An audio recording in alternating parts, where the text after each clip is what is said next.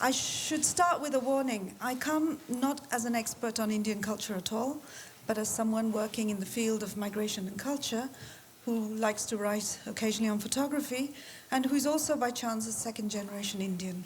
As such, and growing up in a family as I did, which was both always on the move and predominantly masculine, I have to say, the question of Indian womanhood has long preoccupied me, and if you permit me, I will try and pull what we've been discussing this morning today back to this question of the body, which is what I'd like to focus on, specifically the female body. To confront the question of Indian womanhood, however, has also been for me to enter into the entanglements of self, body, gender, nation, and identity. Moreover, the markers of identity that I found before me were preoccupying because of their multiplicities. With my mother as the sole model who was physically present in my intimate surroundings, the narratives, the myths, and the images of Indian women that I encountered via the press, mass culture, etc., became inordinately important in terms of attempting to construct an idea of a more collective and gendered identity that I could perhaps one day grow into or adopt as my own. To quote Alistair MacIntyre from his After Virtue, the story of my life is always embedded in the story of those communities from which I derive my identity. What I am, therefore, is a key part of what I inherit, a specific past that is to some degree in my present. The question that I pursued and that I continue to pursue is exactly how to name, in lived or bodily terms, the inheritance of gender and nation that is supposedly mine. There was, as I began to see, a divergence between, on the one hand, the evident contradictions that surfaced in terms of attempting to articulate the plural and entirely contingent facets of sex, gender, and nation in a single bodily frame, and on the other, the drive, both in the West and among Indians, to superimpose a set of traditions, values, and mores on Indian women that somehow simultaneously epitomized a stereotype of identity. To begin with, and as any Indian girl with a name such as mine might quickly become aware, the female icons of the Hindu religious pantheon have not only numerous arms, but also names and attributes. In the case of my goddess, she swung from sensuous to fierce, the perfect consort and a force to reckon with. On a more material realm, the almost forced marriages of several female relatives and the overriding evidence of patriarchy that was hard to ignore clashed with the unchallenged political dominance of India's rather overpowering former Prime Minister, Indira Gandhi. Meanwhile, on screen, in films such as Mother India, both nation and the female gender appeared either long-suffering, condemned by fate to poverty and melodramatically self-sacrificial, or else as bodies to be desired, objectified, and devoid themselves of desire or agency. On a more domestic front, I struggled to locate my own position somewhere between India and the West, and turned therefore to a set of family albums in order to trace my roots. The photographic journey took me back to the early 20th century and to the incursions of occasional photography in Kerala at this turn of the century. What I found in these albums were images of great-aunts and great-grandmothers in the tropical settings of Malabar or Travancore, some bare-breasted still and framed within the kinship matrilineal structures of the Nair clans, the as yet tentative modernity of their surroundings ensconcing them in a spatio-temporal framework of apparent simplicity, far removed from the chaos and the choices of my own life. Photographs, imbued as they are with pathos and mystery despite depicting reality, offer a three-dimensional frame within which to pursue the ideas of body, gender, and nation across time and space. In so doing, they launch the imagination into journeys of exploration and help create a mental archive of imaginations of the body as a field of multiple and multidimensional configurations of emergent histories. This is so as much in the context of India as anywhere else. At stake is the quest for identity and the positioning of the self as a politicized agent, where what matters is not so much the goal of reaching any conclusions as the pursuit itself. And it is through this pursuit that a dynamic of imagination is put into force, whereby rethinking certainties and revising perceptions and perspectives may begin. In what follows, I shall attempt to trace the changing contours of the female Indian body through reference to the works of a few selected photographers, so as to indicate, albeit in a very limited way, the infinite possibilities for reimagining the body, and with it, questions of sex, gender, nation, and identity that come to us via photography. Photography, both documentary and vernacular, has long acted as a window onto other times and places. A contradictory medium, it gestures to the past and at the same time interjects in the present, casting ambivalence on the here and now through temporal and spatial disruption. It instills on the viewer what Marion Hirsch refers to in her family albums as post-memory. For Hirsch, post-memory is belated, secondary, and a prerogative of the displaced, a means whereby collective memory provides roots to constructing personal memory, and hence narratives of identity. As traces of memory, photographs are prime texts of post-memory, fragments of the past that cast shadows on the present. They are more after images than images, for they serve not merely to represent or depict a place and time, but also as tropes of imagined memories, allowing for orientation in the face of displacement and rupture. At the same time, an inherent contradiction lies at the core of this medium. For still photography is a fluid medium, able to cross context and to offer perspectives that are often based as much on the viewer's historical mode of seeing as on what is in the frame. As John Berger has rightly pointed out in his seminal Ways of Seeing, how we see is determined by our historical conditioning. How we see images of the bodies of women in the West or elsewhere, then, is framed by the many historical discourses that inflect and direct our vision, frames that are at once intrinsically linked to our own collective legacies of imperialism, colonization, patriarchy, and heteronormativity, not to mention the overriding effects of colonialism and the market economy on how we regard gender, sex, and nation. Perhaps it is important at this juncture to recall that photography is not so much a means of representation as it is a means of changing perceptions. Photographs bring new insights and new perspectives to the eyes of viewers. In the context of post-colonial nations, such as India, the study and the archiving of photography have yet to be fully undertaken. Yet to examine images from the colonial period, for example, is to glimpse hidden histories, to reconsider the past in terms not so much of grand, unbroken historical narratives as of embodiment and lived experiences, always in the plural. In turn, this leads to a re-envisioning of the past and thereby to a repositioning of the self, be this individual or collective in time. As Zahid Chowdhury states in his after-image of empire, I read the phenomenology of photography as the phenomenology of sense perception. He goes on to state that the camera gives us the capacity to see differently, to extend our sight into heretofore unknown spaces, to note the presence of objects in a way unseen before. The camera radically changes the terms of visibility itself because of the persuasive power of images. By the same token, photographs alter the moment, cutting into the present with imperative to re-envision. Although yet to be properly acknowledged, it's important to note that photography, with its drive to force new vision, has worked against obscurity. In Europe, the circulation of photographs by Raymond Bernier, for example, not of living bodies, prone to the vagaries of time, but of those immortalized in the sculptures of medieval India, present in no uncertain terms the agency of the feminine, sexualized and fleshly, despite being carved in stone. The image of the female Indian body seen in Bernier's photographs conflates the divine and the sexual, binding the body thereby to the spirit as a universal force. Larger and more enduring than life, these images of the Indian woman persist in the Western imaginary as the backdrop against which to measure and map the female Indian body. The photographs also speak eloquently to those other cultural icons of infinite India that circulate in the West, the Kama Sutra, the bodily expressions of classical Indian dance drawn from Hindu mythology, and developed over centuries by Devadasis who honed the art of mixing religious and sexual expression through the body and dance. In such a frame, gender and nation become infused, turning the body of the Indian woman into a topography of endless desire.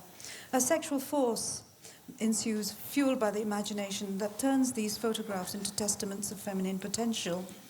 Bernier's images are iconic precisely because by representing photographically these age-old representations in sculpture of Indian womanhood and of the human body as location of desire, they shed a double light on the role of visual media in triggering imaginations of identity.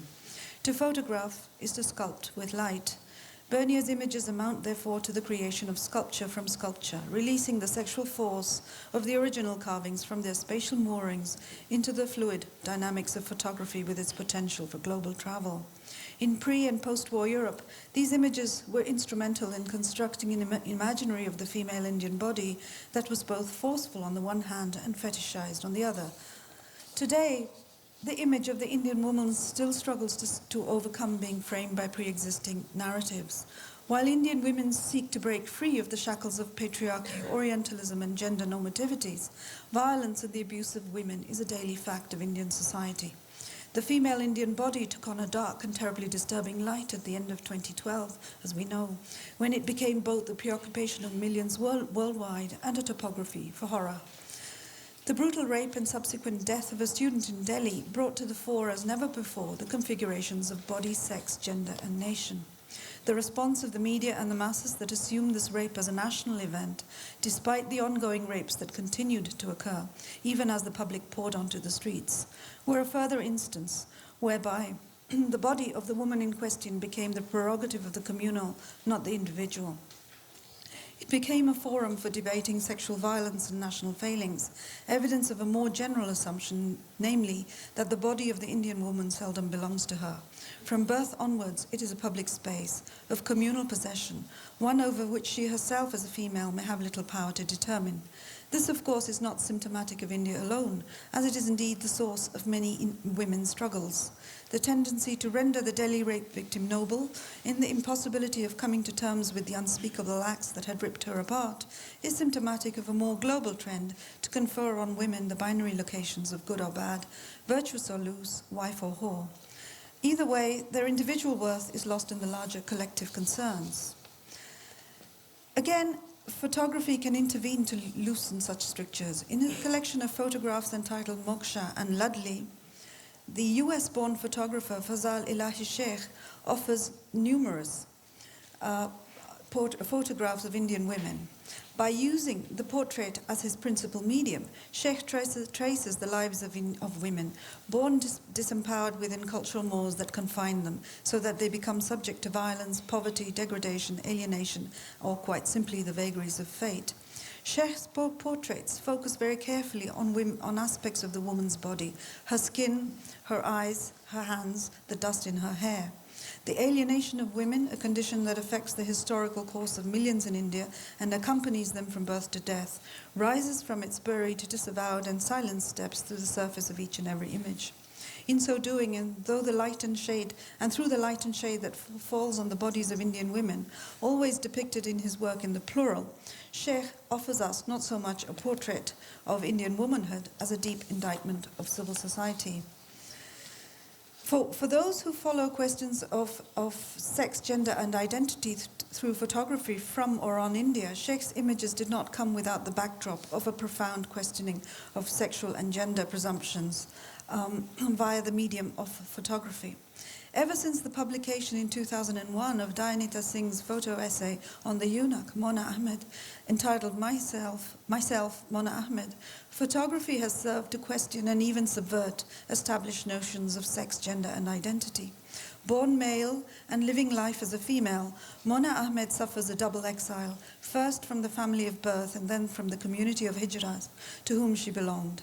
Furthermore, she suffers the forced removal of an adopted child, whereby she is deprived of the myth of motherhood that had for a time bestowed sense on her fractured life. Having abandoned a series of sex change operations midway, she remains in the blurred border zones of male and female, neither one nor the other. Her body a space of indescribable longing. Singh's brave essay overrides the habitual divisions between Hijras and mainstream society, revealing them to be both intimately connected and lacking articulation. Furthermore, her images trace the shape of desire in all its highs and lows, as a sexual force that runs through the body, be this masculine or feminine, or indeed neither.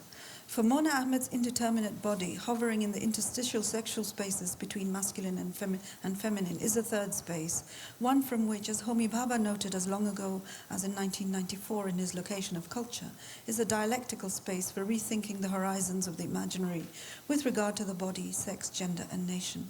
Photography, too, is a third space, an aestheticized sculpture of light that hovers in the borderlines between reality and representation.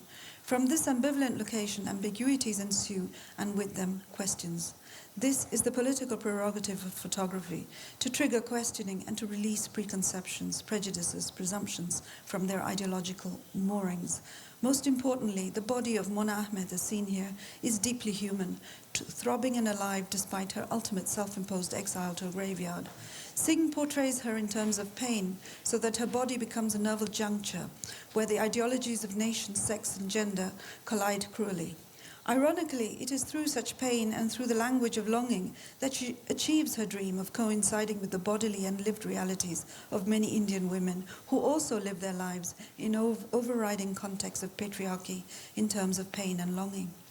Less than a year after the untimely loss of one of India's most indisputably important photographers of women, also very well known in the West, Prabodha Das Gupta, it seems apt to end this paper with a consideration of what his photographs might have brought to bear on conceptions of the female Indian body, if such a thing exists.